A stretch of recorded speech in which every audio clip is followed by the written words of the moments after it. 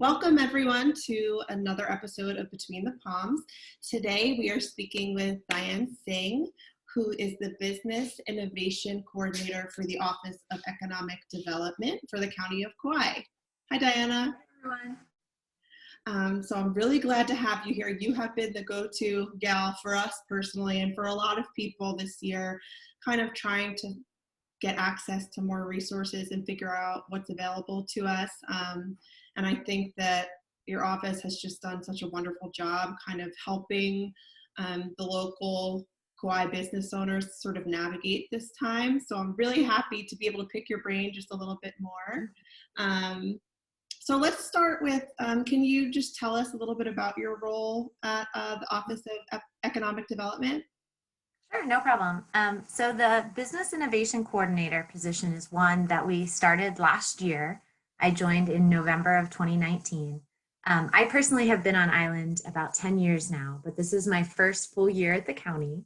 Yeah. And what's been really interesting in this role is I'm sure that when they created this position, it looked different than it did, in fact, turn out to be in 2020. No one could anticipate just how pivotal it was to have someone in our office, like looking strategically at helping small businesses and how to move them forward in the economy.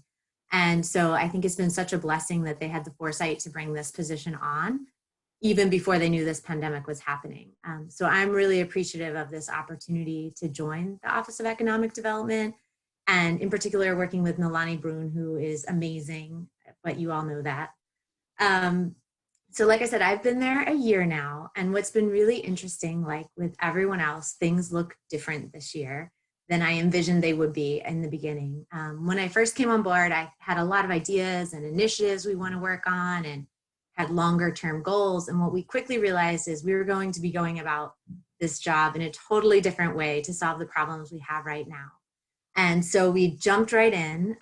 It's been, if I'm being honest, a bit of an exhausting but really incredible year. And one of the silver linings that I found in this year, particular to this role, has been that even though it's one of the most challenging times economically, it's really afforded me an opportunity to get to know people in an accelerated pace. So I've been able to work with so many community leaders, small business owners, entrepreneurs, and all of our business organizations in this intense and intimate way over the past year. And it's been just really inspiring seeing everyone come together and figure out how they can support each other and get us through this time. And so I think it's just been a great opportunity to get to know everyone. Although I have to say I'm really excited for when I can meet everyone in person and interact that way and see them at a time in their lives when their businesses are thriving and not when we're in this current climate.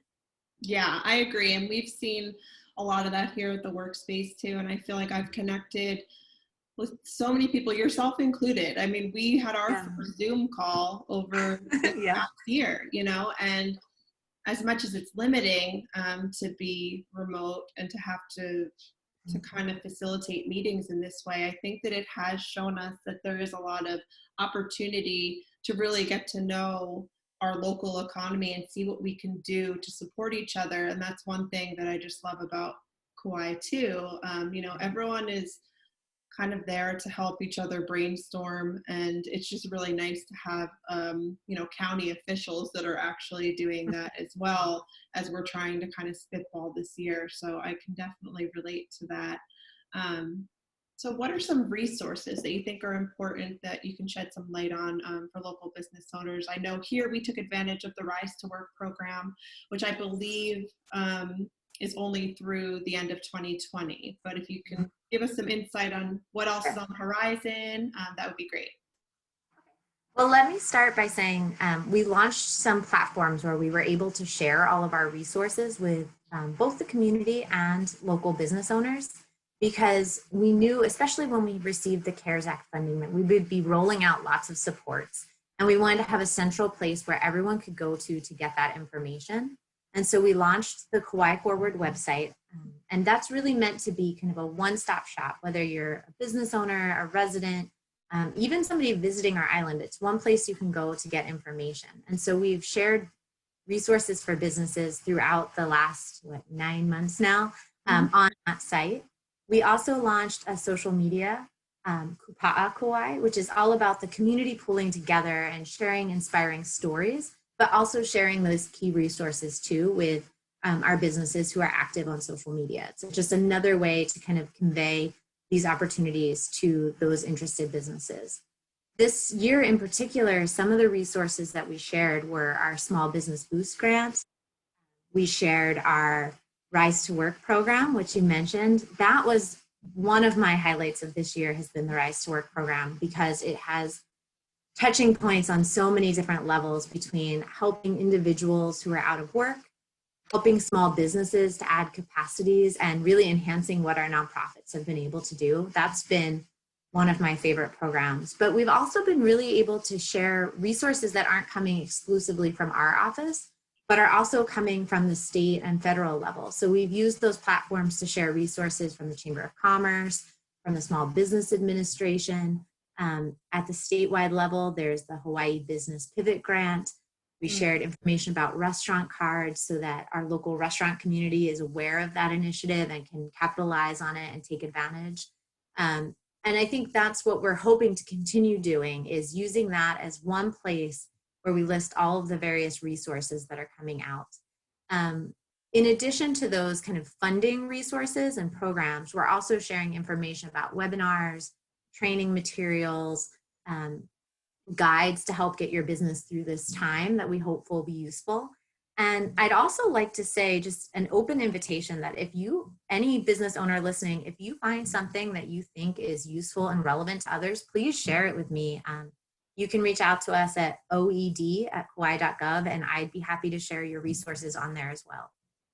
That's great. Yeah, it's nice to have a larger platform too, because I feel like you have gathered quite a following on Kupa'a, and it's another just outlet for business owners to sort of send what they're trying to do as well.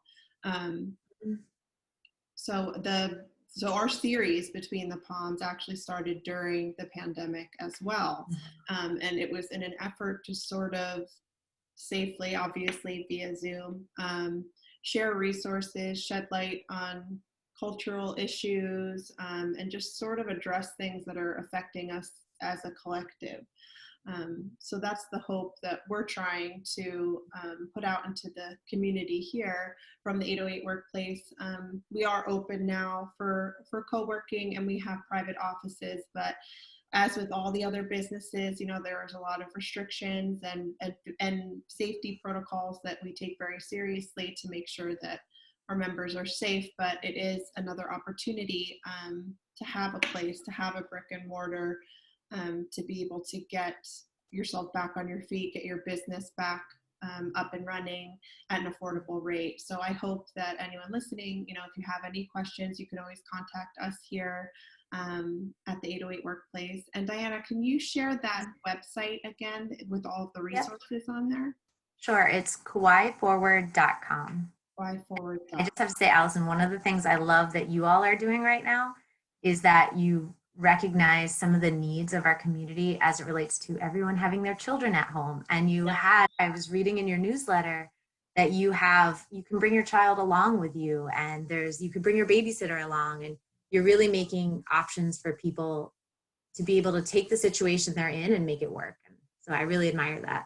Thank you. Yeah, we're trying to be as flexible. I mean, co-working is flexible. We're moving the furniture all the time. We're trying to figure out what works best for everyone. But right now, listening to the community, the pain point, a lot of it has to do with parents trying to juggle childcare, education, virtual learning, and getting back to work. And they're able to work remotely maybe, but if they have their children and they're in charge of sort of making sure everyone's connected to virtual learning, the bandwidth hasn't been enough for people when the whole family is working from home.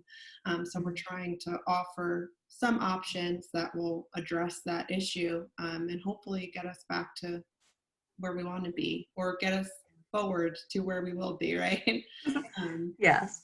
But that brings me kind of to my last question for you as well.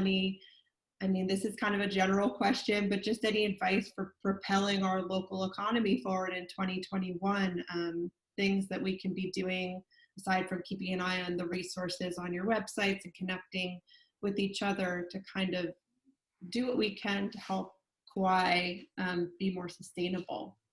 Mm-hmm. So I think I have two things. First, as kind of a general advice or recommendation, I guess you could say, for all of our business owners listening is, as you think about this upcoming year, I think really examine what would it look like for your business to be successful this year. And that doesn't have to be the same as what it looked like in 2015 or 2016 or 2018, in any other prior years. Like really examining what would it take for you to feel your business was successful in this current year and reflecting on that. And then figuring out, once you've set those goals of what success looks like for you, how do you get there? And that can be through new partnerships. It can be through pivoting your business. It can be through innovative solutions, but really thinking about it in that terms, that this is a different year, 2020, and 2021 is going to be different as well. And keeping that in mind as you set your goals for the upcoming year. That's first thing. But the second thing is like keeping aware of all of those resources that are out there and figuring out how you can make them work for your particular business and for the community. As part of that, like in OED, we ourselves are having to kind of pivot and also just rethink how we're doing our business as usual. As you know, we put out a request for proposals every year for grants that we offer to local nonprofit organizations in our community. And this year, we've given it a lot of thought about how we can most make an impact and how we can most make an impact overall on the island. And what we've come up with and we'll be releasing soon is that, we really need to focus on innovation. And so we're going to be offering soon and releasing a request for proposals for innovation grants. And we're really encouraging people to look at ways we can use innovative projects and ideas to solve some of the local problems that we have. And encouraging partnerships there too. In the past, these were all grants that went directly to nonprofit organizations, but I think there really are opportunities for our local businesses to get involved in that process and partner up with some nonprofits that are doing great work. And I hope, if you're interested in this, please follow up with us. We're going to be offering two really interesting webinars coming up next week on Tuesday.